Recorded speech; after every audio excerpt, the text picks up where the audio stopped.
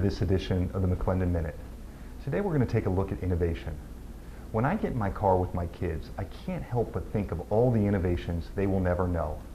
I remember manually rolling down my window as a child to allow some cool Ohio air in. When the cassette tape that was playing some music from the drive ended, my mom had to pop out the tape and flip it over. I was so excited when the auto reverse feature came out so that there were no more musical interruptions. Parallel parking used to be an art form. Now with all the cameras and beeping, it's so much easier. There's a wonderland of innovations within a simple car ride that makes me wonder if my kids will even physically drive a car when they reach driving age.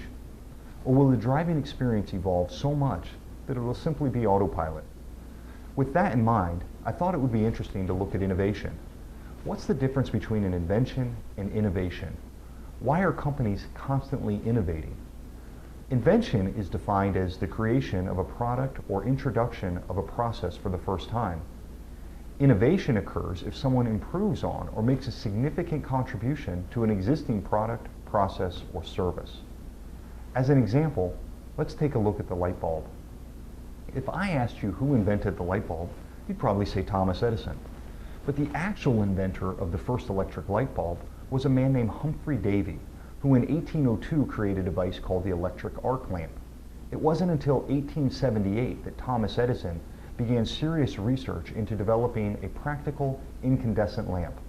He found that a carbonized bamboo filament was capable of lasting more than 1,200 hours. So although Davy invented the light bulb, Edison's innovation is what started the commercial production of light bulbs that could actually be used in everyday life.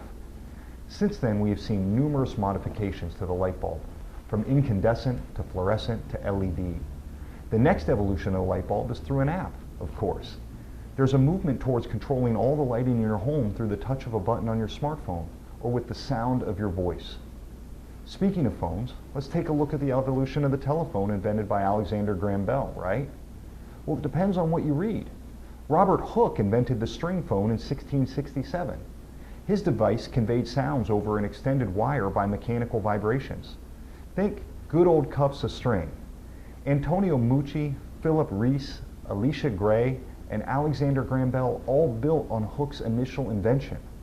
The first functional use of the telephone was by Bell and his assistant Thomas Watson in 1876, when the first complete sentence was transmitted. This innovation effectively changed how humans communicate and led to more discoveries in the telecommunication field. From that transmission via a liquid transmitter and electromagnetic receiver came the candlestick phone, rotary dial phone, cordless phone, Zach Morris phone, and smartphone. Now our phones are mini computers in our pockets, and those mini computers blow the IBM PC released in 1981 out of the water. That computer cost $3,005 and had a 16-bit processor and 64 kilobits of installed memory.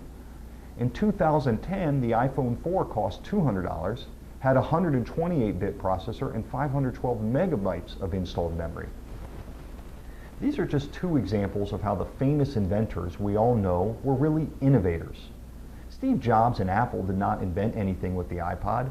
They innovated an easy-to-use music delivery system. But that innovation changed the entire music industry. Now you may be asking yourself, did I tune into the right video? Doesn't Jeremy usually talk about macroeconomic current events? But fear not, this is still the Maclendon Minute. The point is that innovation is key to success. Innovation is a dynamic of a free market. Remember MySpace, Kodak, Sega Genesis? To stay relevant, companies need to be constantly innovating and be ahead of the imitation curve. The products we use today may be doomed to obsolescence. Change is needed. As Bill Gates said, innovate or die. It's exciting to see how an invention can take on a whole new meaning through innovation. I can't help but wonder what is on the horizon. If you have questions regarding your evolving business, structuring your company for innovation, or any asset allocation topic, please feel free to contact us at 855-MAC-WEALTH. Thank you for joining us for this month's Maclendon Minute.